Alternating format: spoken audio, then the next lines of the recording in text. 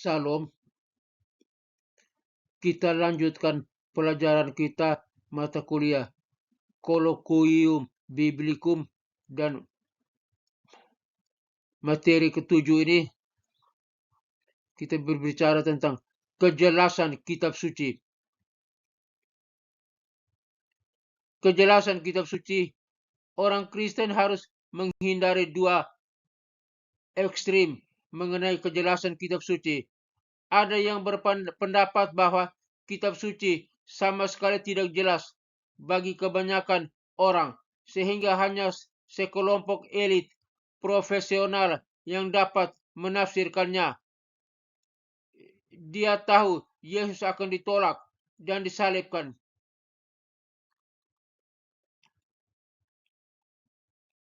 Pandangan lain menyatakan bahwa kitab suci begitu sederhana sehingga tidak ada sesuatu pun di dalamnya yang sulit untuk dipahami, dan bahwa tidak diperlukan pelatihan hermeneutika untuk menangani teks tersebut.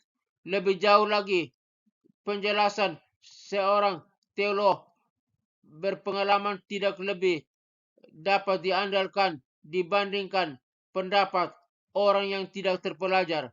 Posisi yang pertama menutup kitab suci dari masyarakat umum dan mencegah siapapun menantang penafsiran para profesional.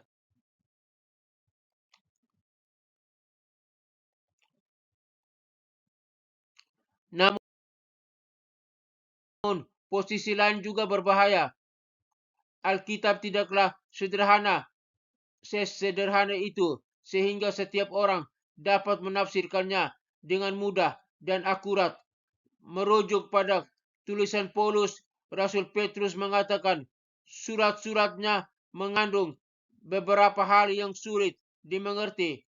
Ia memperingatkan bahwa orang-orang bodoh dan tidak stabil memutarbalikkan kata-kata Paulus seperti yang mereka lakukan pada kitab suci yang lain, sehingga mereka binasa. 2 Petrus 3 ayat 16.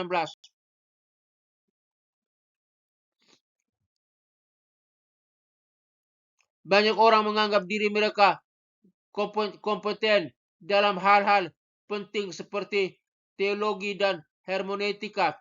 Namun alih-alih berdoa, memohon hikmat, dan mempelajari kitab suci, mereka malah berasumsi bahwa mereka sama kompetennya dengan para teolog atau pendeta mereka sendiri.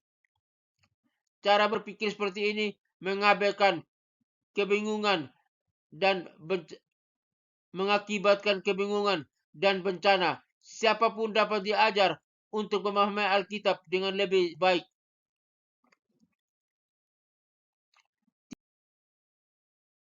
Tidak perlu dilatih oleh profesor dan seminari.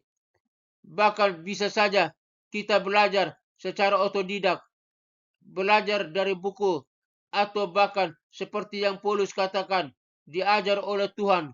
Dengan satu atau lain cara, seseorang harus diajar dan dilatih. Pendidikan, ketekunan, rasa hormat, dan anugerah ilahi yang dimiliki seseorang semuanya berkontribusi pada kemampuannya untuk menafsirkan dan menerapkan Alkitab.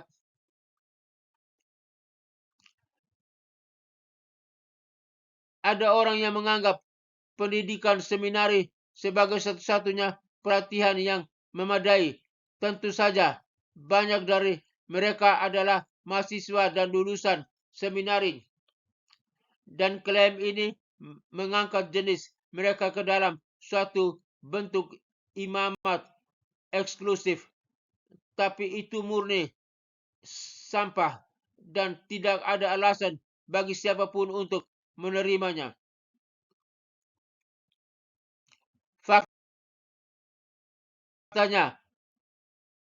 Fakta bahwa mereka mendukung penemuan manusia ini menunjuk bahwa pendidikan seminari mereka tidak memadai, dan bahwa mereka masih sangat tidak kompeten dan tidak rohani.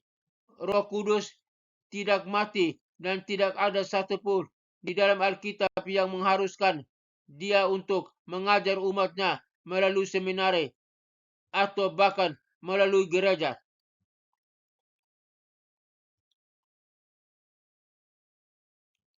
Siapapun yang menegaskan keimaman semua orang percaya bahwa hanya Kristus yang menjadi mediator antara Allah dan manusia, juga harus setuju bahwa adalah mungkin bagi siapapun untuk mengambil Alkitab dan dibimbing kepada kebenaran oleh Allah tanpa ada guru manusia. Hanya karena gereja adalah institusi yang ditabiskan oleh Tuhan, tidak berarti bahwa gereja merupakan mediator lain antara Tuhan dan manusia bersama dengan Yesus Kristus.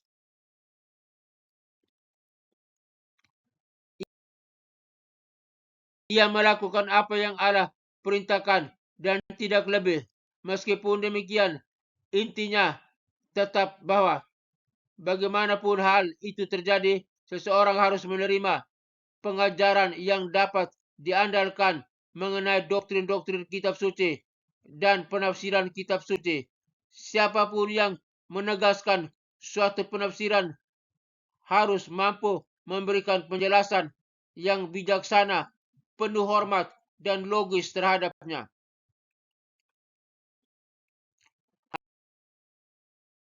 Hal ini bukan untuk meremehkan posisi para pengkhotbah dan teolog, namun untuk mempertahankan peran mereka sebagai hamba Kristus dan bukan sebagai kelompok elit umat beriman.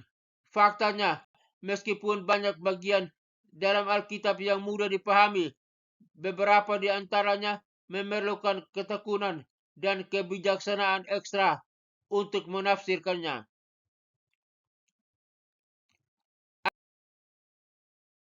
Ada kemungkinan bagi seseorang untuk membaca kitab suci dan memperoleh pemahaman dan pengetahuan yang cukup untuk keselamatan, meskipun kadang-kadang seseorang mungkin memerlukan bantuan dari orang percaya yang dapat dipercaya.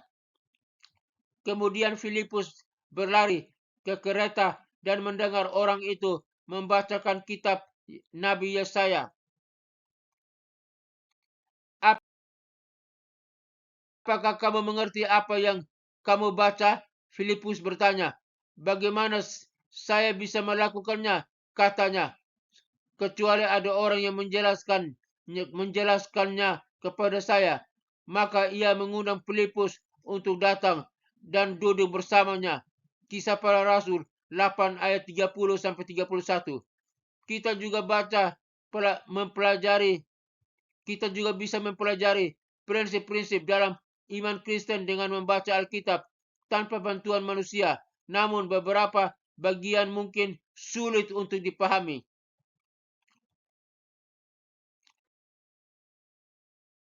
Dalam kasus seperti ini, seseorang mungkin meminta bantuan para pengkhotbah dan teolog untuk menjelaskan ayat-ayat tersebut. Namun, kita harus menegaskan bahwa hal tersebut tidak pernah diperlukan dalam situasi tertentu, karena hanya Kristus yang merupakan guru dan mediator yang sejati. Nehemia 8 ayat 8 menegaskan tempat pelayanan pemberitaan mereka membaca dari kitab hukum Tuhan, menjelaskannya dan memberi makna sehingga orang dapat memahami apa yang dibaca.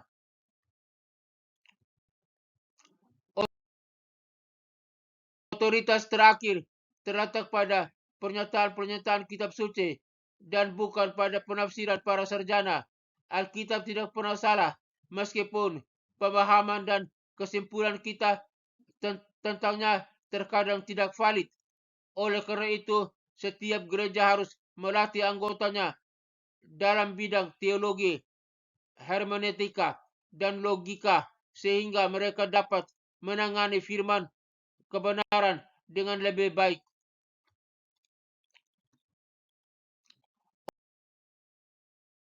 Oleh karena itu, meskipun doktrin kejelasan kitab suci memberikan setiap orang hak untuk membaca dan menafsirkan Alkitab, doktrin ini tidak menghilangkan kebutuhan akan guru dan guru di gereja, di dalam gereja, namun justru menegaskan pentingnya guru.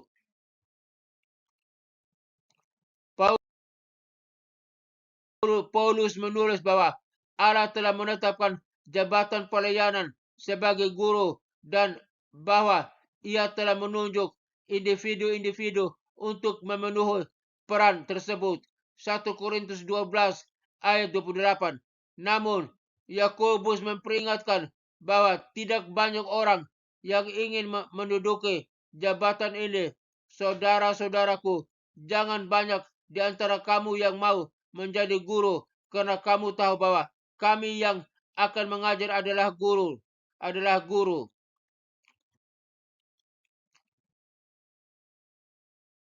Namun demikian, hal ini tidak menjadikan penafsiran menjadi masalah sekedar opini, karena keabsahan kesimpulan-kesimpulan dari kitab suci adalah suatu hal yang objektif, yaitu logika itu objektif, sehingga semua penafsiran dapat dibuktikan atau dibantah dengan kepastian yang objektif.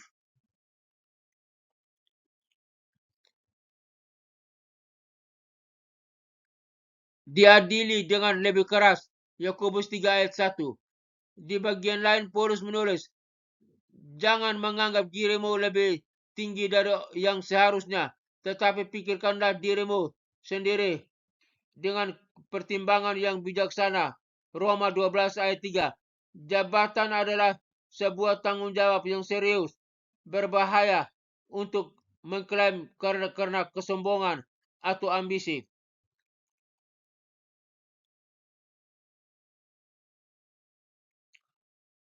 Sedangkan bagi mereka yang telah dipilih dan dianugerahkan Tuhan untuk menjadi pelayan doktrin, mereka mampu menangani bagian-bagian yang lebih sulit dalam kitab suci, dan mereka dapat mengambil wawasan berharga darinya yang mungkin tidak dapat dipahami oleh orang lain.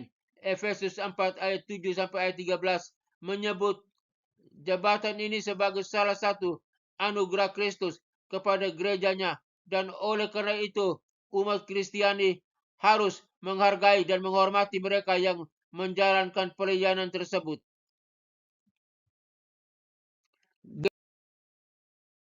Generasi ini membenci otoritas. Orang-orang tidak suka diberitahu apa yang harus dilakukan atau apa yang harus diyakini, meskipun mereka berpikir demikian karena mereka diperintahkan untuk melakukan hal tersebut.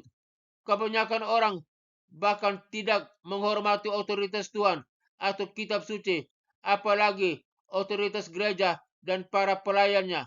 Mereka menganggap pendapat mereka sama baiknya dengan pendapat para rasul, atau paling tidak pendapat para pengkhotbah dan para teolog.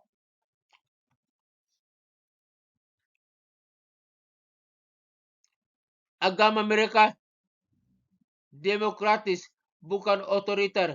Namun Alkitab memerintahkan umat Kristiano untuk menaati pemimpinnya. Taatilah pemimpinmu dan tunduklah pada kekuasaan mereka. Mereka mengawasi kamu sebagai orang yang harus memberi pertanggungjawaban. Taatilah mereka agar pekerjaan mereka menyenangkan, bukan menjadi beban. Untuk itu tidak ada gunanya bagimu. Ibrani 13 ayat 17. Setiap orang Kristen mempunyai hak untuk membaca Alkitab dan mengikuti Tuhan secara langsung dengan Kristus sebagai satu-satunya mediatornya. Namun hal ini tidak boleh berarti pembangkangan yang tidak sah terhadap ajaran terpelajar dari para sarjana atau otoritas para pemimpin gereja